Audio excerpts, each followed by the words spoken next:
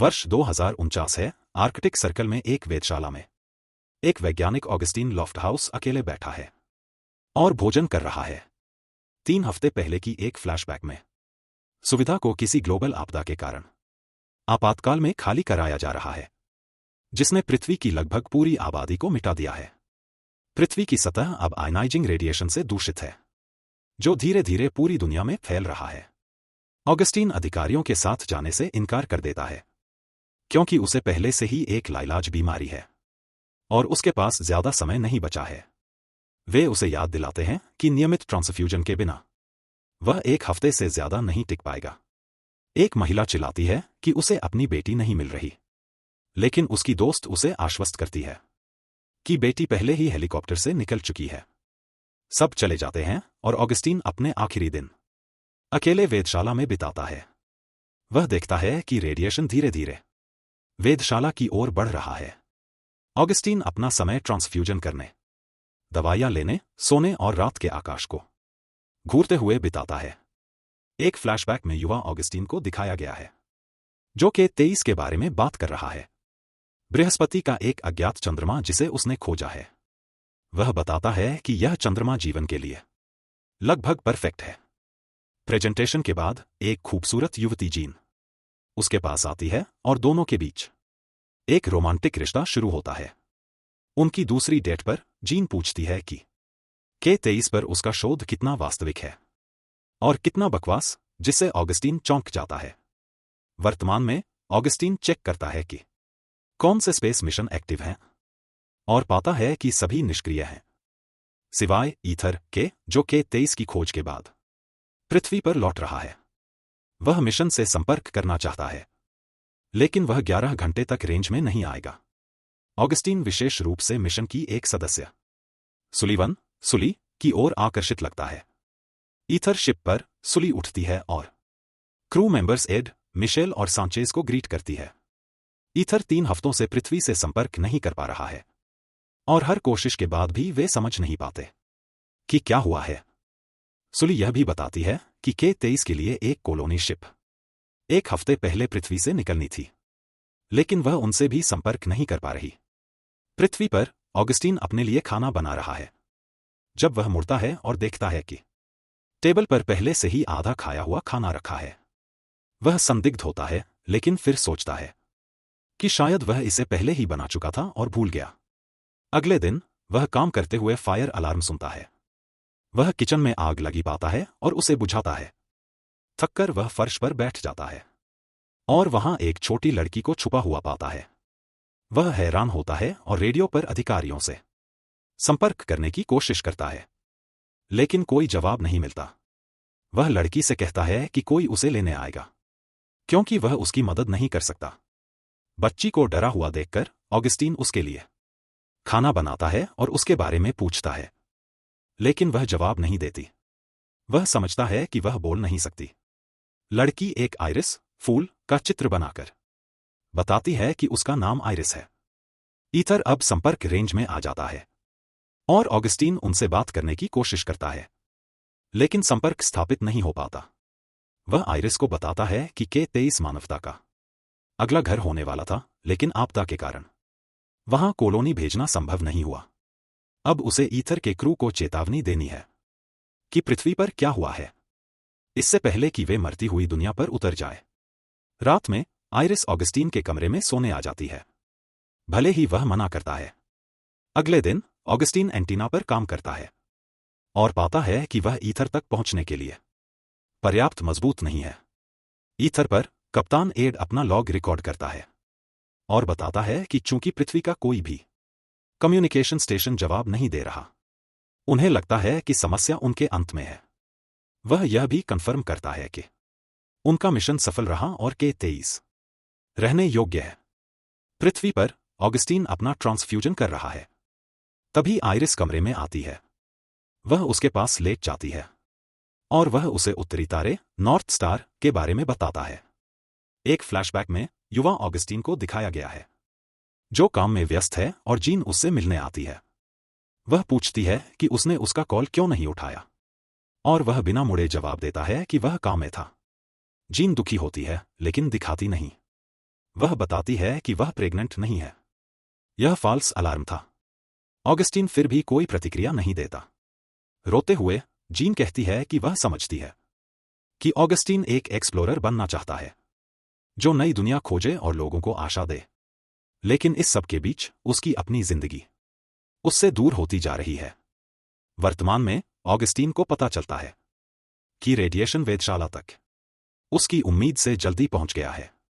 वह पाता है कि उत्तर में एक वेदर स्टेशन है जिसका एंटीना ईथर तक संपर्क करने के लिए काफी मजबूत है। यह यात्रा मुश्किल है, लेकिन यही एक रास्ता है जिससे वह ईथर को चेतावनी दे सकता है और आइरिस को बचाया जा सकता है। वह अपना ट्रांसफ्यूजन मशीन और जरूरी सामान पैक करता है, खुद और आइरिस को प्रोटेक्टिव गियर पहनाता है और दोनों निकल पड़ते हैं।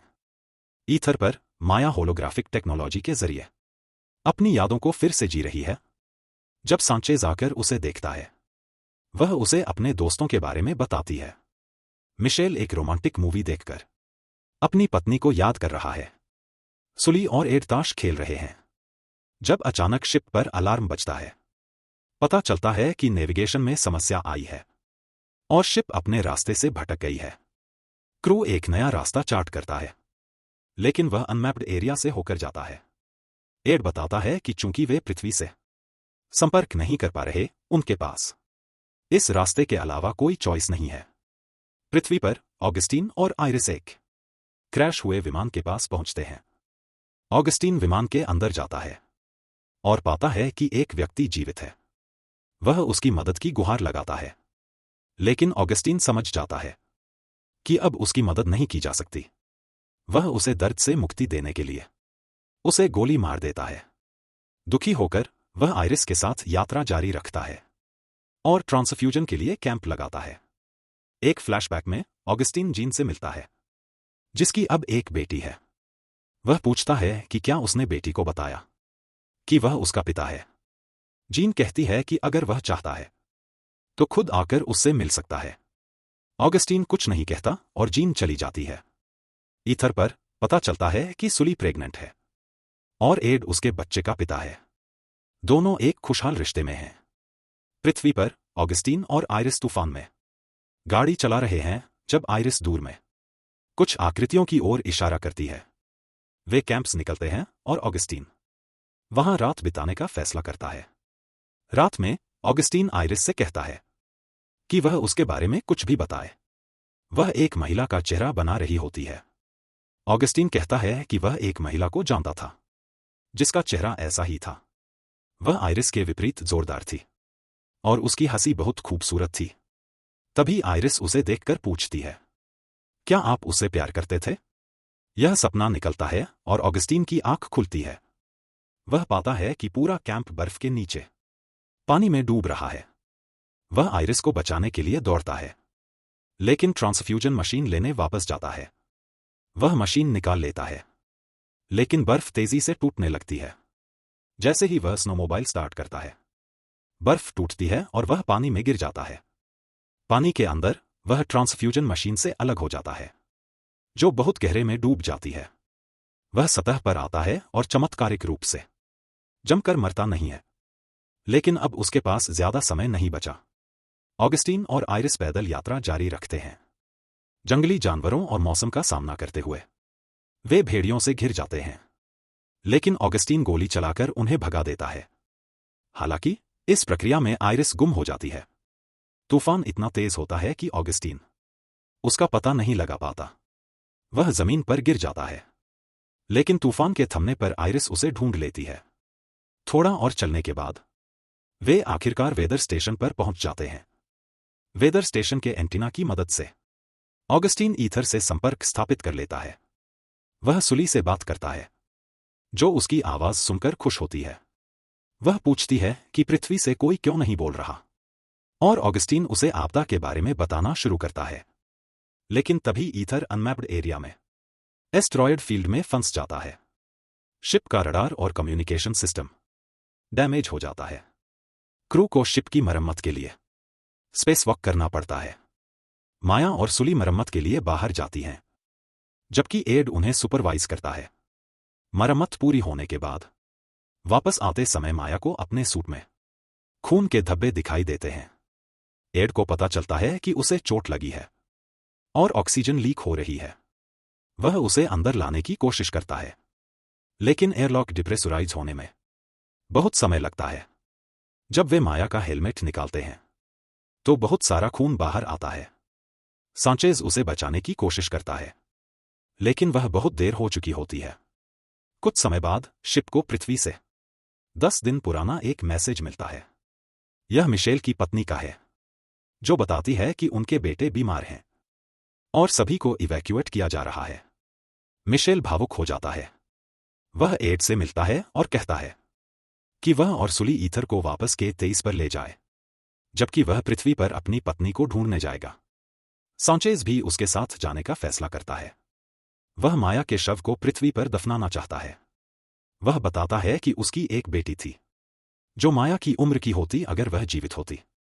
जैसे ही सांचेज और मिशेल पृथ्वी की ओर जाते हैं, सुली ऑगस्टीन से संपर्क करती है और K-23 की खोज के लिए उसे धन्यवाद देती है। वह बताती है कि वह उसकी वजह से ही एक साइंटिस्ट बनी। वह उसकी माजीन सुलीवन के साथ काम करती थी और ऑगस्टीन ने उसे एक चंद्रमा का पत्थर दिया था।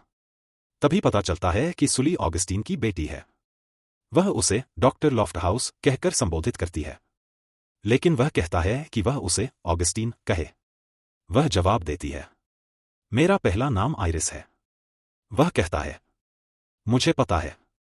इससे पता चलता है कि उसके साथ रहने वाली छोटी लड़की उसकी अपनी बेटी का हालुसिनेशन थी और वह यह जानता था। ऑगस्टीन आइरिस से K-23 के बारे में बताने को कहता है और जैसे ही वह बताती है, वह अपनी कल्पना में उस ग्रह पर पहुंच जाता है। वहां वह छोटी आइरिस के साथ खड़ा होता है। अंत में रेडियो कांटेक्ट खत्म हो जाता है और आइरिस व एड समझ जाते हैं कि अब केवल वे दोनों ही बचे हैं। वे K-23 की ओर लंबी यात्रा शुरू करते हैं, जहां उन्हें मानव जाति को फिर से शुरू करना है। हालांकि इस बात पर कोई ध्यान नहीं दिया जाता कि केवल 2 लोगों से पूरी प्रजाति शुरू करना व्यावहारिक नहीं है।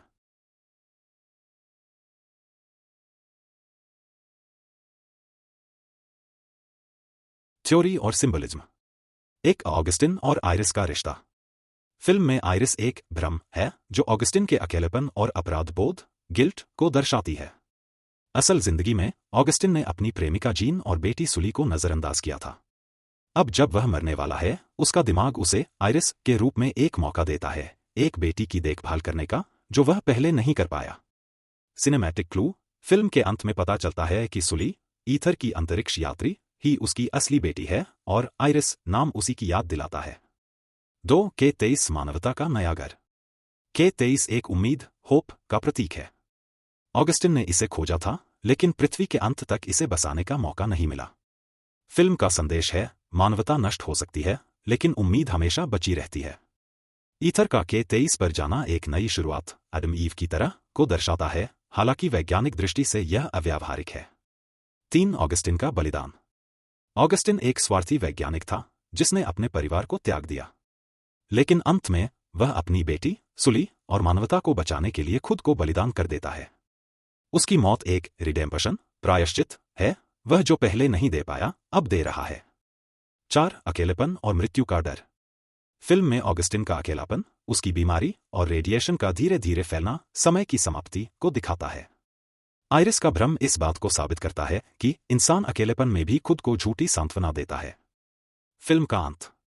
ऑगस्टिन मर जाता है, लेकिन ईथर को चेतावनी देने में सफल होता है। सुली, उसकी बेटी और एड K-23 पर जाते हैं, शायद नई मानव सभ्यता की शुरुआत करने। आखिरी दृश्य में ऑगस्टिन और छोटी आइरिस K-23 पर खुशी से घूमते दिखाई देते हैं। यह उसकी अधूरी इच्छा, कभी अपनी बेटी के साथ समय बिताने की, को दिखाता है। निष्कर्ष। यह फिल्म प्रायश्चित, पितृत्व और नई शुरुआत की कहानी है। ऑगस्टिन की गलतियां उसे अकेलेपन में मरने पर मजबूर करती हैं, लेकिन अंत में वह अपनी बेटी और मानवता को बचाकर अपना जीवन सार्थक करता है। सवाल, क्या आइरिस वाकई में एक भूत थी? जवाब, नहीं, वह ऑगस्टिन के मन का भ्रम था, जो उसके गिल्ट और अकेलेपन को दर्शाता था। क्या आपको यह स्पष्टीकरण पसंद आया? अगर कोई और सवाल हो तो पूछिए।